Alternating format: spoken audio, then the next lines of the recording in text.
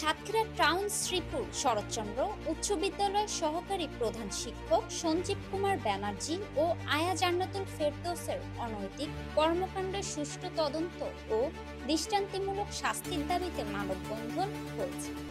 বৃহস্পতিবার সকাল 11টার দিকে বিদ্যালয়ের সামনে শিক্ষার্থী, অভিভাবক ও স্থানীয়রা এই মানববন্ধনে অংশ নেন। পরে তারা উপজেলা নির্বাহী কর্মকর্তার কাছে স্মারকলিপি দেন। বক্তব্যরা জানান, কয়েকদিন আগে স্থানীয়রা অভিযুক্ত দুজনকে ধরে পুলিশের হাতে তুলে দেয়। এই ঘটনায় ভিডিও সামাজিক যোগাযোগ মাধ্যমে ছড়িয়ে পড়ে এবং এলাকায় ক্ষোভ সৃষ্টি করে। সহপাঠী ব্যক্তিদের সবাইকে জানাই আন্তরিক সালাম। আসসালামু আলাইকুম। আজ আমরা এখানে দাঁড়িয়েছি অত্যন্ত লজ্জা এবং ক্ষোভ নিয়ে। শিক্ষা অঙ্গনকে আমরা আমাদের আদর্শে বিশেষ স্থান মনে করি। সেই শিক্ষা অঙ্গনকে সুরক্ষিত করা হয়েছে। আমাদের একটা জবাবদিহিতা আছে। আমরা অন্যায়ের প্রতিবাদ করতে আসি, আমরা মৃত্যুর পরে আল্লাহর কাছে বলতে পারবো আমরা অন্যায়ের প্রতিবাদ করতে গেছি। তিনি আমাদের নৈতিকতা শেখাবেন, তিনি নিজেই যদি অনৈতিক কাজের সঙ্গে যুক্ত হন তাহলে আমরা তার কাছ থেকে শিখবো।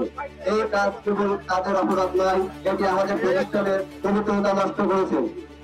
তারা বলেন, অভিযুক্ত শিক্ষক আগেও একই ধরনের ঘটনায় জড়িত ছিলেন, তাই এবার কঠোর শাস্তি দিতে হবে। মানববন্ধনে বক্তব্য দেন সাবেক শিক্ষার্থী এম এ কাশেম, আবু তালেব বুলবুল, সিরাজুল ইসলাম, ফারুক, মাহবুবুর রহমান ও মুজাহিদ বিন ফিরোজ সহ অনেকে।